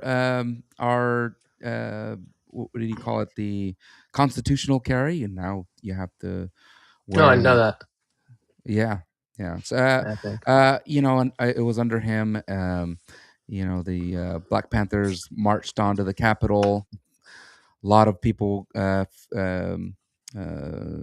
were scared, and then there was a Oh, I've seen that photo of them with the Black Panthers with all their yeah. guns. I didn't realize that was okay. That was an impetus for That was a major thing. interesting. The nail in the was the saying, the nail in the coffin Yeah. was the Stockton shooting in the late 70s. It was a school shooting in Stockton, It California. always comes down to It's Stockton. always Stockton. Always freaking Stockton. Dude, Stockton, shit happens in Stockton, dude. It's so yeah. Like I don't know that I've been there. I think, but yeah, you hear about it. It's not like a major city, but you just hear about it all the time. It's like I've in been the there. I've got no business I've been being there. in Stockton. Now when I drive to visit my parents, I do not stop in Stockton. Actually, I broke Mm. down my motorcycle broke down in Stockton once, and I was so upset. Oh man, I never like to stop there. It's not that all of Stockton is bad. There's really nice parts of Stockton. I just don't know Of where they course. are. I don't know where they are. Well, it I just just seems like random. Like there's a lot of headlines from Stockton. Yeah. It Well, seems. you remember the shooting of a few months ago, Yeah, there's that. where Yeah, the no, kids were shot. right, Yeah, right. the Yeah. nice parts of Stockton are right behind Terabithia. There we go. Damn. Yeah, and then but I think even there's the shooting. Obvious. How many people died in that again? I think it was kids. Like a couple Uh, kids Right. got I shot. want to say 14, but I don't Yeah. remember. That I don't think we reported that Yeah. one because there was so much information out there. There's, Mhm. we don't Yeah. cover Have an stories. opinion. Yeah. People will say, "Well, what do you guys think about the Iran war?" Well, everybody's covering that. And Right. we want to talk about things that people are not talking about, specifically here in California. when up in Sacramento they were passing these bills for 4 people. By the way, 4 people were killed, 3 of whom were children, and injured 13 others. So that's where your high numbers you were thinking of. Damn. Yeah, the 4 number is what I remembered. Yeah, 4 deaths. So last year there was a couple bills that were going to be passed because they were trying to avoid ICE picking up kids from schools. And we came out and reported about it because the wording in the bill, we felt like a lot was lacking from it. We felt like there was a loophole to allow just random traffickers, as we'll just use them as an example, to go into schools and claim, yeah, I am an authorized person to pick up little Manuel, Right. and the school would have to give them over. Oh, do Right. you have the document? Well, sure, I have the document. Here it is. It's a court order. Well, anybody can print something up. Right. I remember when I was a kid, if you wanted somebody to pick up your kids, you had to go into the office and in person sign, these are the authorized people to pick up my kids. That's always the Yes. thing. They Yes. they my kids have those set up with my mother-in-law. Right. So I think having a law that has that is missing the words. It's like, okay, if you want to do that, I understand, but make sure that it is solid. Don't leave any gaps in that bill, especially when it comes to kids.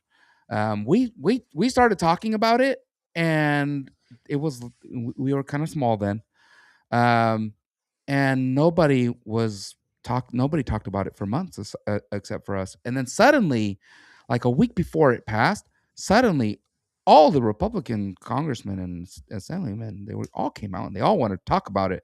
I was like, well, what the heck were you guys doing before? Right. Prop 50 was the same thing. We were talking about it for months. And in the last week, GOP came out and it's like, well, where are all the independents and all of the Republicans that, this is going to affect? Even the Democrats. Like, what happens tomorrow if California decides to go full Republican? Now all the Democrat voices are being covered up, or the independents. Like, we need to have our voices heard. We need our representation, and it's been stolen from us. And that's from everybody that isn't a Democrat right now here in California. And the domino fell, and now other states are doing it. And these are the things that somebody like Dick can be up there and be like, hey, this isn't right. We shouldn't be doing these things. Like I said, maybe the bill at heart was a good idea, but either things get thrown in or you leave gaps, and nobody is willing to be the person that says, hey, can we rewrite this thing so that Yeah, it's no one right? wants to go over the trench first and get shot. Yeah. But What about you, Dick? Are you going to be willing? Yeah, I mean, I think the fortunate position, and then I actually got to go in a couple minutes. I'm in the bedroom right now. We got I got a newborn, and I'm Understandable. taking up. I gotta go, but I'm totally down. In fact, I like to take, one of the things I'm doing is because I'm not running as a Dem or Republican, I'm happy to talk about, anything, and I'm happy to say if something's good or bad on either side. And if I don't win, if all I do is bring issues to the forefront and issues that I care about, issues that I think need fixing, if I can push whoever wins this election, whether it's me or someone else, if I can push them in a certain direction a little bit, or if I can push other people in the state legislature a little bit, if I can push voters in a certain direction, that is my ultimate goal. I'm trying to change minds, and you obviously get votes when you change minds. But if I can change a whole bunch of minds, even if they're not in California, I feel like I'm moving the mission forward. Well, Dick, I really appreciate you coming on today. For everybody that's listening, I'm a huge Dick Lucas fan. You got to follow him on Instagram, Dick Thank C. you. Lucas, at Dick C. Lucas. You got to check out all of his videos. You're going to check out his videos and you're going to think, you know what? Let me call up my cousin. Let me call up my auntie. Let me call up my let me call up my buddy that lives in Dick's district, and Yes. they need to vote for him. Yes. I bet you it's going to happen. Appreciate that. I wish you the best of Gio, luck. you're a dickhead. I am. Yes, I am. You don't need to repeat it because that's going to get clipped. I'm Gio and I'm a dickhead. It's going to get clipped now. Yeah, well, exactly. Dick, final message for our audience. Appreciate it. Final message: housing, homelessness, and the economy. Those are my three focus. Lower the housing cost by building more. Homelessness, to find out where the money's going. Let's actually fix this issue and have the political will to do it. Let's get these people help. And on the economy, let's be pro-business, pro-small, pro-medium, pro-large business. We have the highest unemployment rate in California. Let's bring more businesses here. Let's grow the existing businesses, and let's make this a great place to grow a company and build world-beating companies, and also mom and pop shops. Let's do it all. Thank you so much, Dick, for coming on. I appreciate you. Thank you. And Santa Monica, Beverly Hills, West Hollywood, that area is my district, and a little further in parts of Hollywood, parts of West LA. If you know anyone in that district, send them my stuff. If you're in that district, please vote. Register to vote. In California, everyone gets sent a mail-in ballot. Register to vote now. You'll get it right to your mailbox early May. The election's June 2nd, but the voting starts May 2nd. You'll get your ballot then. So appreciate you gents having me on, and keep doing your thing. We're all on the same team here. Yep. If you get that ballot, you fill it in right away. Dick Lucas. Thank you. Dickhead. Be a dickhead. Exactly. Thank you, Thanks, Gio. Dick. Christian. How you doing? Good. What do you think? I think you're a dickhead. I am. Yeah, no. I was so excited when I found out that he was going to be coming on. He mentioned that he put his hat in the race in July, right? And I started thinking, like, when did I start watching his videos? It was before the motorcycle accident, so I know it was before July. So yeah, I've been a fan of his content. You guys got to go check it out. Check it out. So yeah, for everybody that was listening, on the Steve Hilton section, if you don't know, I have hugged Steve Hilton. It's very well known. Yeah, man. But I am not a fan. No, we didn't know he was gonna be nasty, dude. It's just weird to me, dude. Like he fucking hug, dude. He fucking things that have come up, like the clips that I've seen where he's talking about reparations for California. Dude, get the hell out of here! Like, how are you gonna be mad at brother taking a knee and you're talking reparations? Reparations, bro. If you knew the stats that Kaepernick had, you'd be taking a knee too, and I think we all would take a knee. You brought it up, bro. Dude, you brought it up. I got the jersey upstairs. I'll put it on. Reparations, there's no stats there. Just lame. I'll go put on the Kaepernick jersey. I'll take a knee too. You bring whoever you want, BLM or whatever. I really don't care. It doesn't faze me. Like, I'm not afraid to stand up for and protect my community, like Chad Bianco did. I'm a Chad Bianco guy. Did he kneel with BLM or the protesters that were screaming out Black Lives Matter? He did kneel with them. Do I know if he prayed with them? I don't. But the clips that they keep showing, it's like 10, 15 seconds. I've watched the 7-minute one where it starts when he's already kneeling. I don't know the context. I wasn't there. I don't live in Riverside, but what I do know is that when I go try to find the data for Riverside, Christian, when I try to find the data for Riverside, because I wanted to make a clip, like I wanted to go out there and prove, like, look how good Riverside was handled. The figures, they don't exist. The insurance companies didn't put them out because it was a non-issue for them.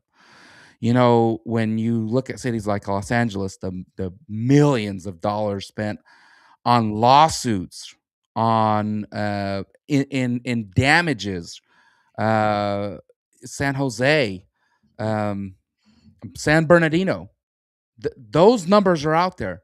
Riverside's are not.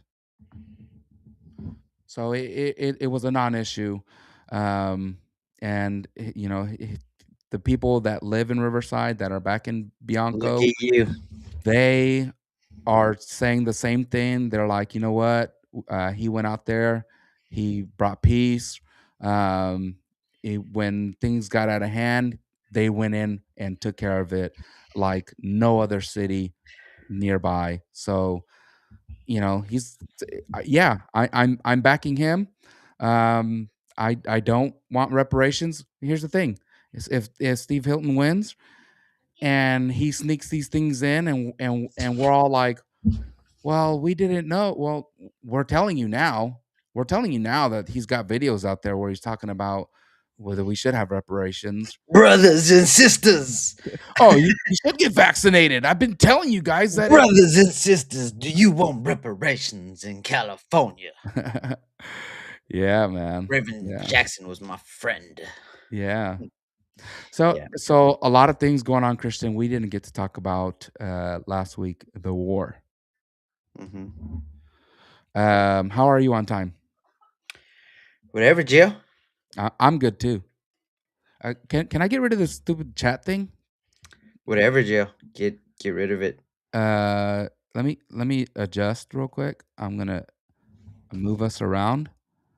Um, just a little bit.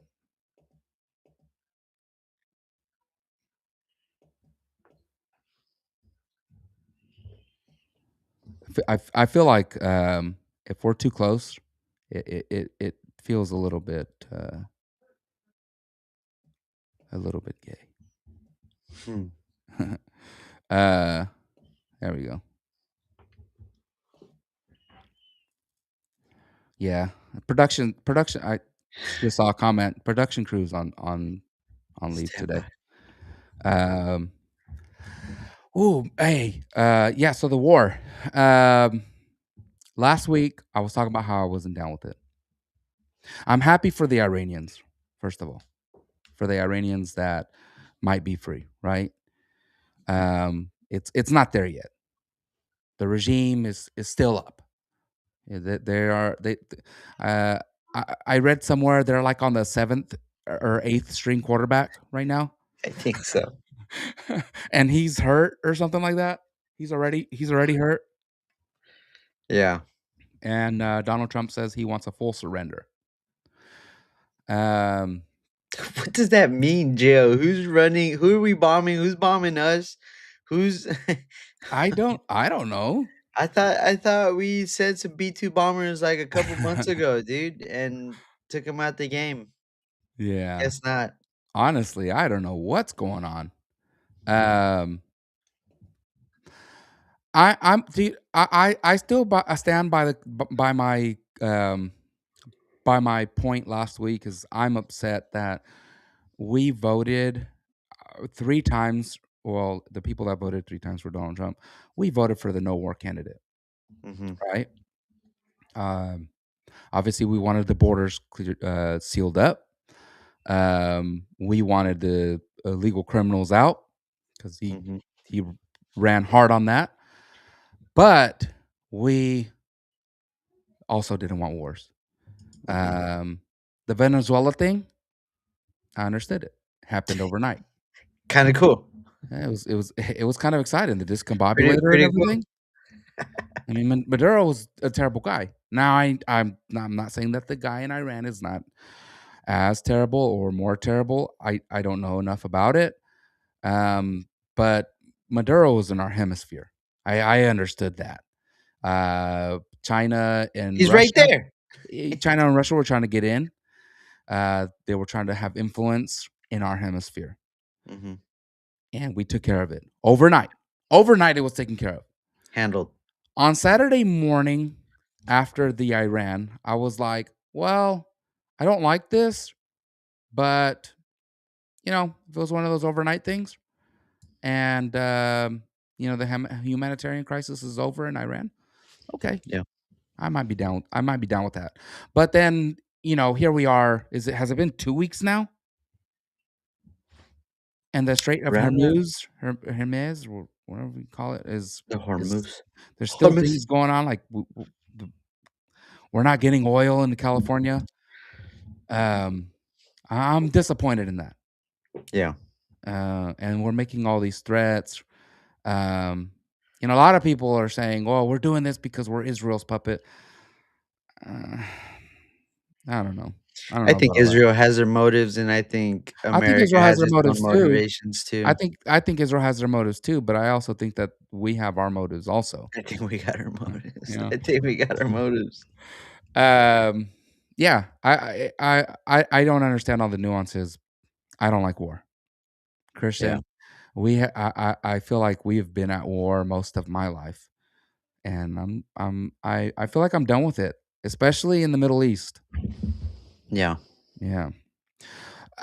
Um, something that I am frustrated with right now, Christian, and this war has a lot to do with it, is gas prices. Okay, I The wouldn't know. I just wouldn't know. Don't you fill up the truck, your work truck? You Yeah. don't look at it though, do you? Yeah, I You don't. just Well, swipe the card and yeah, we go to a particular gas station. They don't want us to go to none of those um like a Chevron or Valero. We go to Pacific Pride, I think it's called. And you can't really see. They save us dang, money, dude. They give us discounts, dude. What are you talking about? You Pacific go to Pride. you go to Chevron if you want. Um, no, I don't know. Yeah. I think I've seen Pacific Pride. Is that the one with it's like red, orange, and Yeah. Yeah, yeah? they're around. Okay. Um, cool. If that's saving you guys money, or if it's more convenient, Chevron's everywhere. Chevron's everywhere. That's the They're thing. You expensive. you, you can They're always really find a Chevron. expensive, man. I like Um, their message, but I can't. Nah, I haven't. Yeah, no, Chevron. so gas prices are going up, Christian. Believe it or not, gas prices are going up. I filled up yesterday; it was almost $5, and gas is usually cheaper here in Fresno. Um, I've seen $6. I've seen some places as high as 8. Yeah, yeah. It was, You'll see every now and in case then. you're wondering, it was a Chevron. Yeah, The picture that I yeah. saw. It's Chevron. Okay, so I want to get into why I'm frustrated with this war and its effect on the price of gasoline.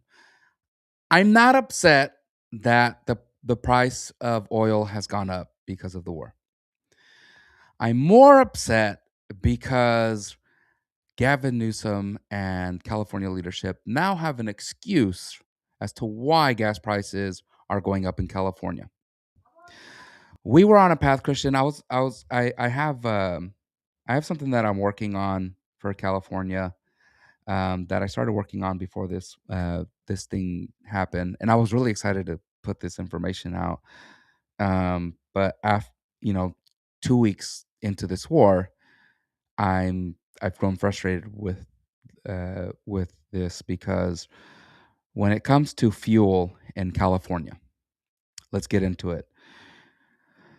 Um, Fuel in California. Why are gas prices so high in California? Obviously, we have taxes, right, Christian? I think we came out to like $1.30 something. We talked about. I know Love Gavin them. Newsom says it's only 50 cents, but it's not. It's a lot more. I made a clip about it months and months ago. It's more than more than $1 for sure. Um, the other part of it is that California has the California Resource Board and a specific blend that we only use here in California. Not that it can't be used other places in the world, and other places produce it at a very small scale.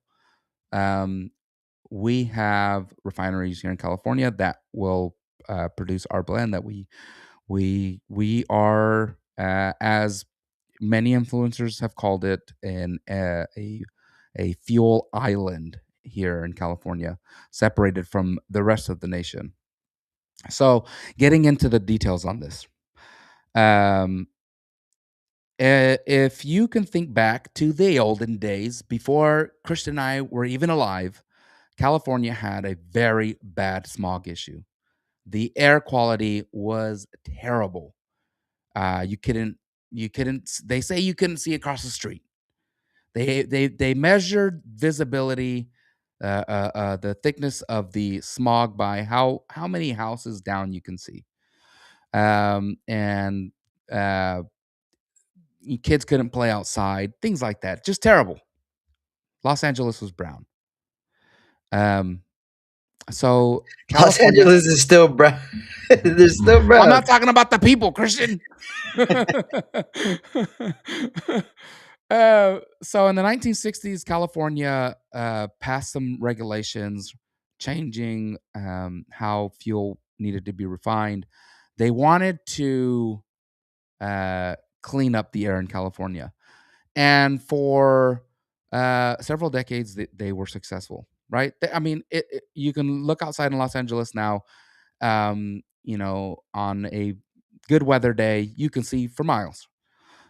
So, great. Fantastic. I love clean air. I'm a big fan of clean air. Let's just start with that.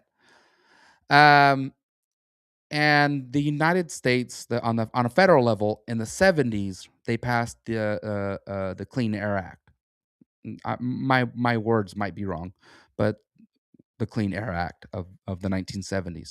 In that bill, they put an exception for California, because California was still going to be more strict than the federal government, the federal bill that was going to allow. So they put this exception in there for California because California did not want to return anywhere near what they were doing. They wanted to keep improving. Great. Allow California to have clean air. In the 90s, it was still an issue. But in the 2000s, there was a lot of changes.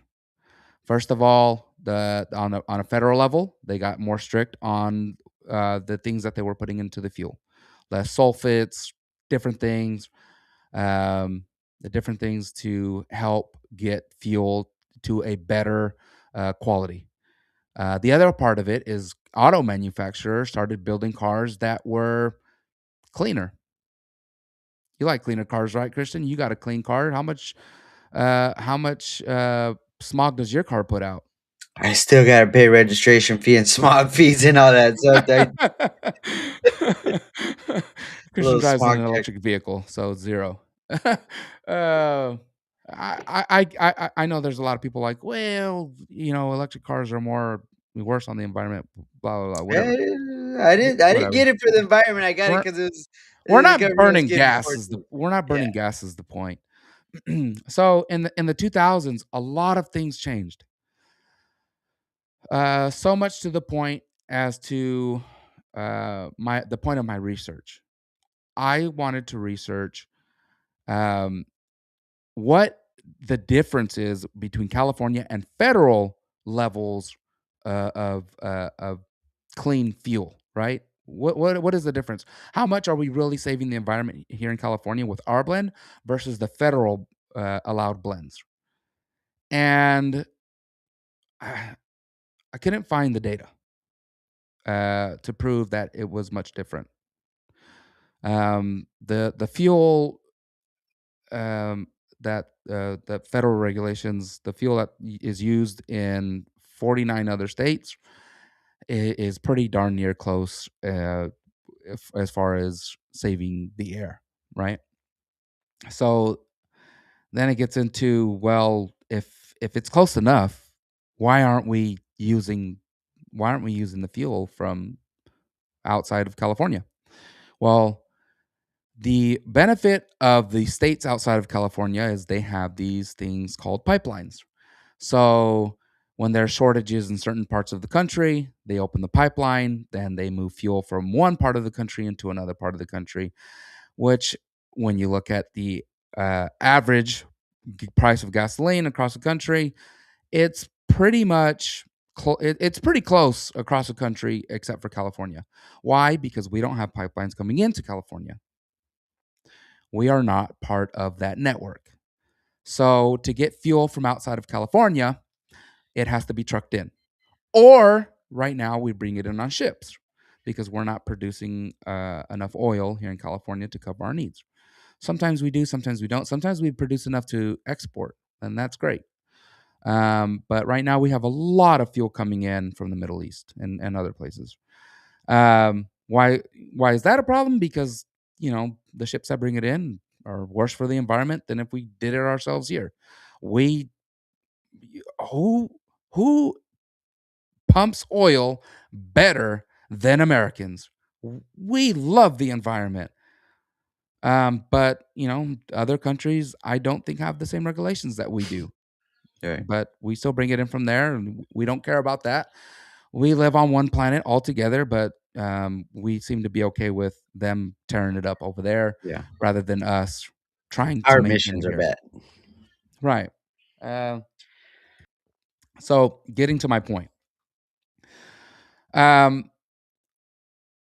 we have this fuel thing in California where we produce our own fuel, we have our own blend, and we have our refineries here in California that can handle that blend. Um, I cannot say that that blend cannot be produced in other places. It can be. It's just at a very small amount, not enough to cover our needs here in California.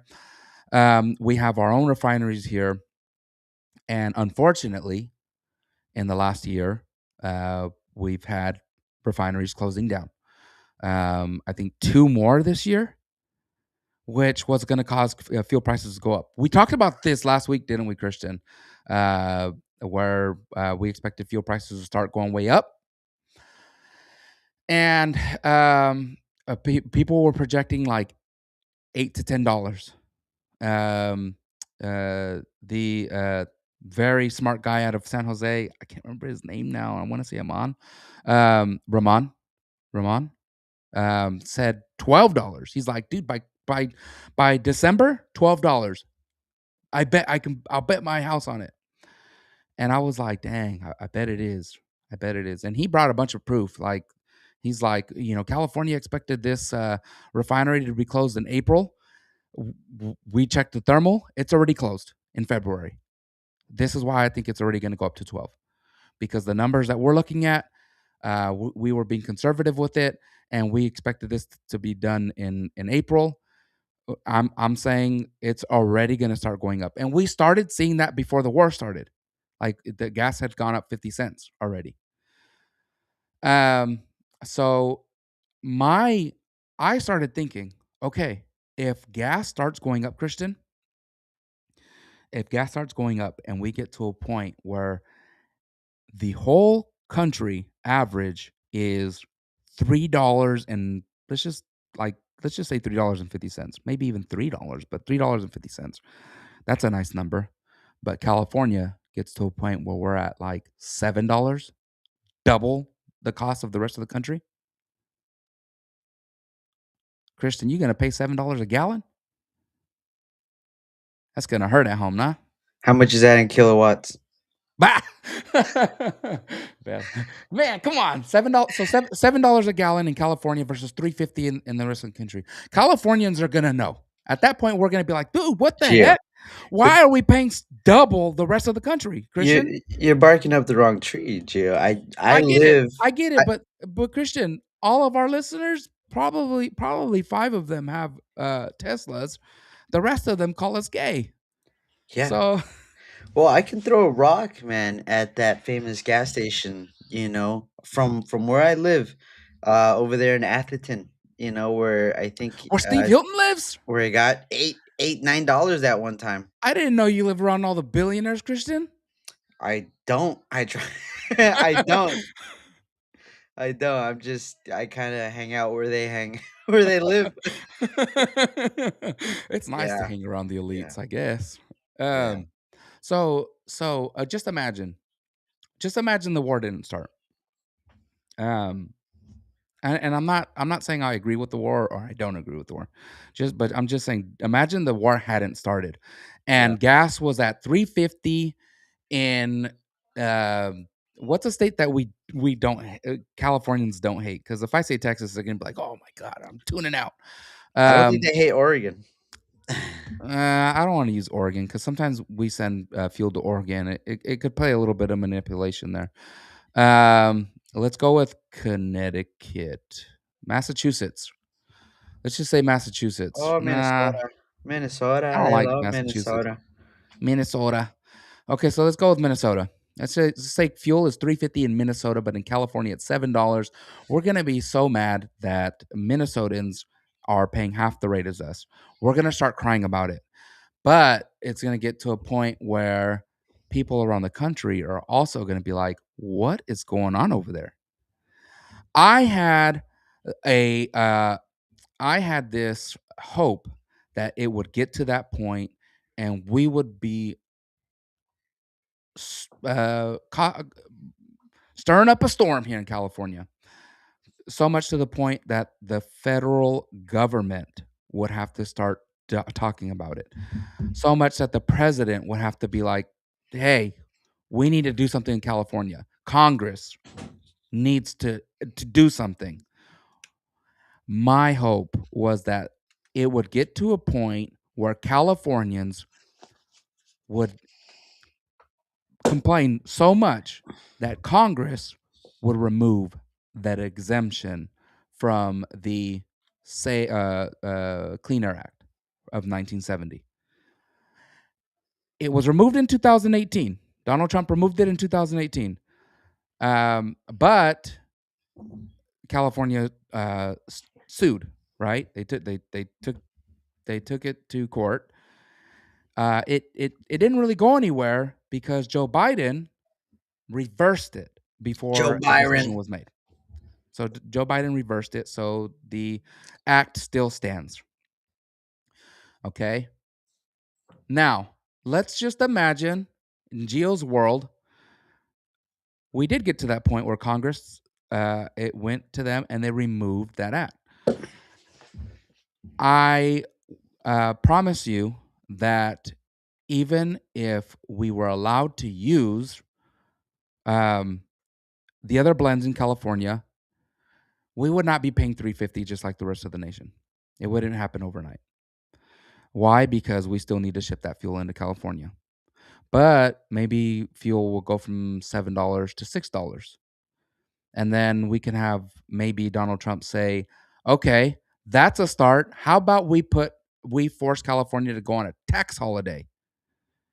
Whoever the governor is at that time, hopefully Chad Bianco, I don't know.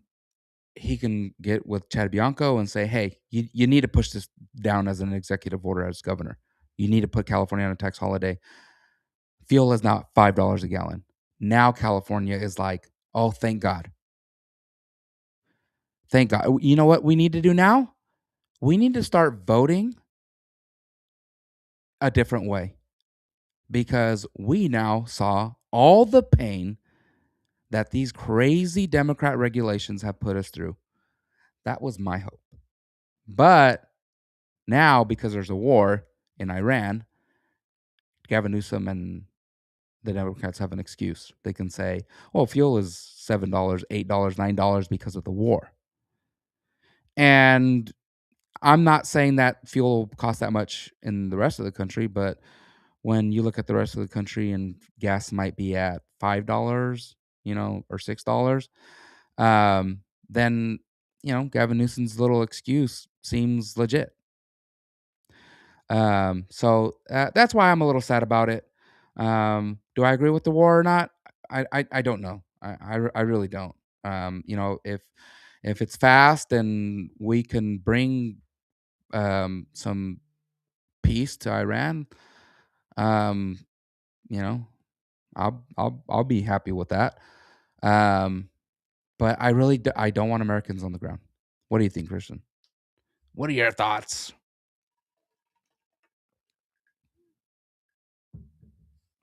Are you on mute?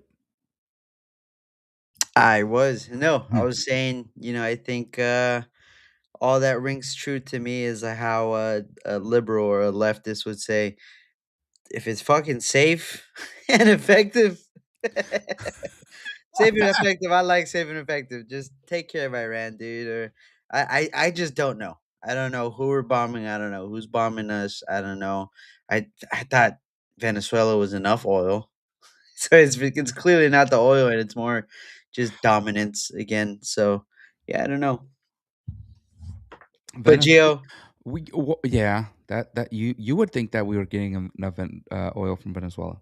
Yeah, but yeah, that's kind of we just kind of explained string theory with Californian the democracy. So Um, before we part, I know everybody wants us to mention it. Um, Kanye West. oh no, what do you do? Kanye West said, "I don't want to wish the best for Kim Kardashian I saw that. because Uh, that would mean uh, she would get back with me." God, that guy, Oh, come on. that guy's a man, dude. You can't. I mean, a lyricist, dude. You separate the art from the artist. You got to, man. R. Kelly. What do you mean separate the art from the artist? Hey, we forgave him already, dude. Come I on. never I got nothing to forgive him for, dude. That Hey, guy is have you seen all there's like a huge push on TikTok uh and I've even seen it on Instagram of these people that are like, "You know what? Can we bring R. Kelly music back?" I never left. Never left. Oh man. Yeah. There's supposed to be a party in Los Angeles. It's a canceled music party, and it had the R. Kelly on the promo. I laughed so hard. I laughed so hard. Somebody had mentioned it, and all the comments were like, "Oh man, this is lit!" Like, and the guy that posted it was like, "I wasn't promoting the party. I just thought it was funny that somebody's having a canceled music party and for R. Kelly." For those of you that aren't on TikTok and too much into social media, surprise, yeah, surprise. Because I to pulled me, I don't I'm not I I'm don't not like doing what he did. I don't. Bad stuff. He got nasty. Nasty stuff, But terrible, disgusting. but if I hear I pull up, dip low in the phantom with the wheels spinning, ladies like that, That's that. that. Oh, Yeah, he does have he some go, I'm very back. good. I'm back. His Just beat on a couple people, dude. I don't fucking he's got some good records. yeah, dude. So Yeah, yeah, yeah. I can't hate that. Michael Jackson didn't touch those kids. Take us home, Jill. Come on. Michael Jackson, dude, that's the other thing. A lot of people are coming out and like Just people saying, are like, he tried to save those children, dude. that's Take what us they home, Jill. said. Come on. We're gonna Now get in now it's trouble. like he tried to save those kids from He was Epstein saving and these those kids, people. dude. I don't know. I don't know what to believe, but I did. I do really want to see the movie. I knew it all along. I I seen it. I never thought he did it. Uh, and a lot of the evidence that has come out, like the kid that accused them, there's a lot of weirdness about it. Um, I don't know. I grew up. Michael Jackson was the man. He was a man. Weird, really weird guy. But because they called him Wacko Jacko, the nose stuff, Well, Dave Chappelle said he the made Thriller, dude. the He bleaching made of the Thriller. skin, right? And then you find out later, like, oh, he had vitiligo. He was sick, you He was freaking sick. assholes. God. Supposed to be white. Oh my Yeah, gosh. he bleached his skin. He was He didn't self-conscious wanna look about like it. a cheetah. Uh, yeah, it was a different time. Like, I get it now. Like, people with vitiligo are like supermodels and, oh, how brave. But back then it was different. Yes, look at this Back then, if you bitch weren't like down in his everybody else, skin. you were just weird. Yeah, Wacko Jacko. yeah. So yeah. Yeah, that was that. Oh, let's go. Anyways, Let's uh, go, Joe. It's yeah. 9:00. My dinner's cold. Is it 9 o'clock? It feels like It's 8:11. How is it 9:11, dude. 9:11? It's 9:11, dude. Spring forward. Let's close it out, man. Let's Let's close it go. out. Thank you all so much for listening. Thanks, guys. Be sure to check out Dick Lucas's page. Glendale, Dick stand up. Lucas. Yeah, he's from Glendale, but he is running in District 51. That's the Hollywood to Santa Monica area. Um, check out his content. He's like the white Latino Free Minds. Anyways, let's close it out. We like to, if you are new to the channel, we like to close it out with a prayer because we love Jesus, Yeshua. Love him. Christian, did I mention to you I rechecked my DNA? Yeah, you got the Ashkenazi in you, dude. 12% Jewish, baby. I might. Hey, next week, don't be surprised if I got my my, what do they call it? Yeah, Your keeper. my kippah. Might have it next week. I might have this. Might be an Israeli flag. Next week, I might be Tel saying Aviv. I might be saying our greatest ally. We gotta protect our greatest ally. We need to be in Iran. We need to be in Iran. Yeah, let's go, Gio, before we get in trouble. Heavenly Father, we come before your throne. We thank you, Lord, for Jesus, for this day. We thank you for the privilege of being able to come out here live to our audience, to be able to change minds or not. But to be able to bless people with some good information or just some good conversation. We thank you for that, Lord, for allowing us to do that. And as we are all excused from this live podcast, we ask you, Lord, to bless us, to protect us, to watch over us, to bless this state of California, to bless this nation of the United States, to protect us, protect our soldiers that are all around the world, and keep the American military bases that are around that Iran war situation, mission, whatever they want to call it. Keep them safe, Lord. Protect them.